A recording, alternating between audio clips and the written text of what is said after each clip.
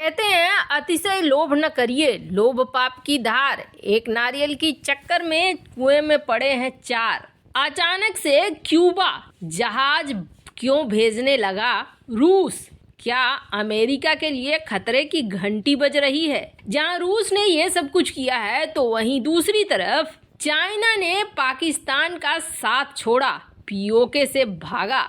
आखिर क्यों दूतावास को बंद कर दिया पाकिस्तान के अंदर और पाकिस्तानियों को वीजा देना भी बंद कर दिया? पाकिस्तान के ऊपर सबसे बड़ा एक्शन चाइना का। आखिर ये सब कुछ क्यों हो रहा है, जबकि आधी रात को पाकिस्तान ने अपने ही जनता के ऊपर एक बड़ा सा बम फोड़ दिया है। इसके बावजूद जियोपॉलिटिक्स में मचा हुआ है धमाल। आइए जानते हैं इन खबरों को विस्तार से। ये जो स्क्रीन पे देख रहे हैं ना मैप, यहाँ आपको दिख रहा है क्यूबा। इस क्यूबा में अब अचानक से ढेर सारे जहाज आने लगे हैं और ये जहाज रूस के हैं। क्यूबा का जब नाम आता है तो अमेरिका के अंदर एक खलबली सी मच जाती है, अमेरिका के कान खड़े हो जाते हैं। 1962 से अब तक क्यूबा के ऊपर प्रतिबंध लगा के रखा हुआ है अमेरिका ने।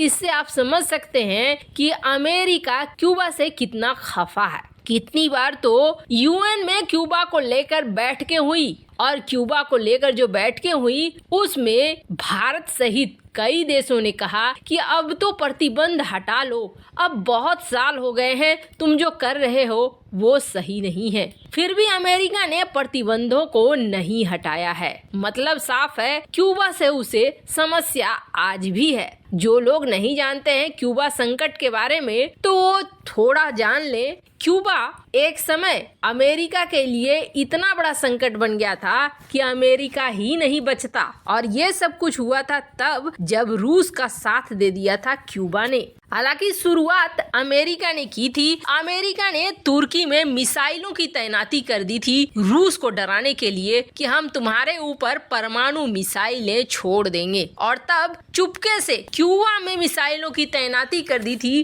रूस ने, और क्यूबा ने रूस का पूरा साथ दे दिया था। क्यूबा में जब मिसाइलों की तैनाती हो गई और अचानक से अमेरिका को पता चला कि क्यूबा यानी हमारे दरवाजे पर रूस ने परमाणु मिसाइलों को तैनात कर दिया है और कहा है कि अगर तुमने तुर्की से नहीं हटाया तो हम यहाँ पर दाग देंगे परमाणु मिसाइलों को। अमेरिका में हड़कंप सा मच गया था। आनन फानन में मीटिंग बिठाई गई और इस मीटिंग में रूस ने शर्त रखा, जो उस वक्त सोवियत संघ था, कि सबसे पहले मिसाइलों का बंदोबस्त करो, तुर्की से हटाओ। और अमेरिका को झुकना पड़ा था। अमेरिका ने तुर्की से मिसाइलों को हटाया था, उसके बाद रूस ने भी क्यूबा से मिसाइलों को हटाया था। अमेरिका इस चीज को भूला नहीं और अमेरिका ने तुरंत लगा दिए प्रतिबंध क्यूबा के ऊपर, और आज तक क्यूबा के ऊपर वो प्रतिबंध जारी है। क्यूबा वैसे कहें तो आर्थिक तौर पर बेहद कमजोर है, प्रतिबंधों की वजह से लाचार भी है, लेकिन तब से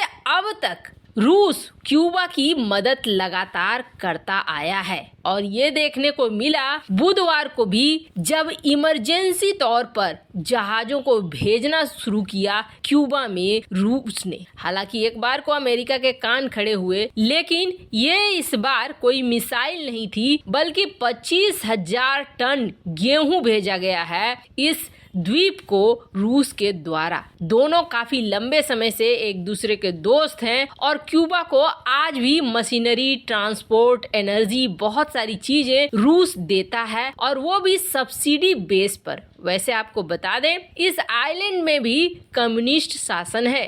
वैसे क्यूबा को बहुत ज्यादा जरूरत थी इस वक्त गेहूं की, और जिसका सप्लाई होना बहुत जरूरी था। इसी वजह से रूस ने क्यूबा को दिया है ये सारे गेहूं। वैसे आपको बता दें, रूस और क्यूबा के बीच बहुत तरह की साझेदारी चलती है, जिसमें क्यूबा को ये भी समय दिया गया है कि आप 2027 तक पेमेंट करिए, कोई दिक्कत नहीं है, तुरंत के तुरंत आपको पेमेंट करने की जरूरत नहीं है। खैर, क्यूबा से बढ़ती हुई रूस की ये रिश्तेदारी अमेरिका को टेंशन जरूर देगी, क्योंकि अमेरिका एक बार भुगत चुका है, एक बार समझ चुका है जिस तरीके के हालात पैदा हुए थे। खैर, रूस के द्वारा भेजे गए इन 25,000 टन वीट के बारे में जहां एक तरफ ये सब कुछ हो रहा है तो वहीं दूसरी तरफ जियोपॉलिटिक्स में न तो कोई परमानेंट दोस्त होता है और न ही कोई परमानेंट दुश्मन होता है। इसका रूप देखने को मिला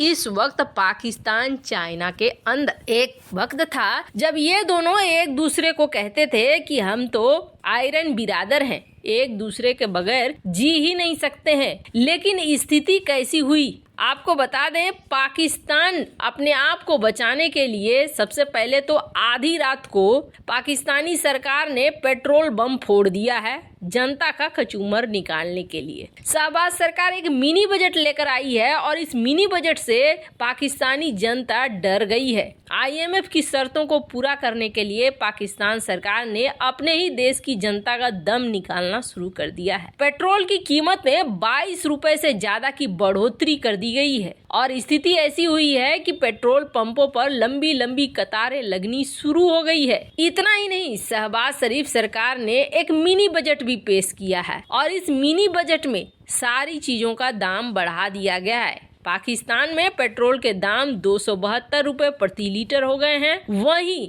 डीजल 280 रुपए प्रति लीटर हो गया है, मिट्टी का तेल 202 रुपए प्रति लीटर हो गया है और इसके अलावे खाने पीने की चीजें भी बढ़ती जा रही हैं। सरकार के मिनी बजट में 170 अरब रुपए का नया टैक्स लगाने की योजना बनाई गई है। GST को 17% से बढ़ाकर 25% करने का प्रस्ताव है। और आपको बता दें, पाकिस्तान में ये मिनी बजट आया है, फिर भी कहा यह जा रहा है कि पाकिस्तान चाहे लाख जतन कर ले, यहाँ उसे कोई फल नहीं मिलने वाला है। इन सब के बीच में चाइना ने बहुत बड़ा झटका दे दिया है पाकिस्तान को। पाकिस्तान में अपने दूतावास के काउंसलर सेक्शन को बंद कर दिया है चाइना ने दूतावास में टांग दिया है कि अब चीनी वीजा लेने में पाकिस्तानी नागरिकों को बहुत दिक्कत होने वाली है। अब पाकिस्तान के ऊपर इतना बड़ा कार्रवाई क्यों किया है चाइना ने, तो आपको बता दें, चाइना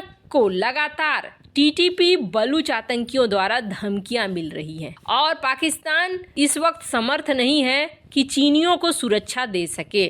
जिसके बाद चाइना ने ये कहा कि हम अपनी सुरक्षा करना जानते हैं और उस सुरक्षा के चक्कर में अब चाइना अपने लोगों को कह रहा है कि यहाँ से फटाफट निकलो। जहाँ सीपेक की परियोजना अब खत्म होने के कगार पर है, तो वहीं POK छोड़कर वहां से निकल रहा है चाइना। वैसे आपको बता दें, पाकिस्तान ने ये बात साफ कर दी थी चीनी नागरिकों को कि अगर अपनी सुरक्षा करनी है तो प्राइवेट फार्म को पैसा दो और अपनी सुरक्षा करो। जिसके बाद चाइना की तरफ से इस तरीके का रिएक्शन आया है। वैसे इसके अलावे भी चाइना ने अब पाकिस्तानी जहाजों को भी रोक लिया है। अब पूरी तरीके से चाइना यहाँ से निकल रहा है। भारत के लिए ये बिल्कुल सही मौका है। कहा जा रहा है कि जल्द भारत को अपने सारे पुराने हिस्से वापस मिलेंगे। वैसे इन सब मामले में आपकी क्या राय है, कमेंट कर जरूर बताएं। जल्द मिलते हैं अगले वीडियो में नई खबर के साथ।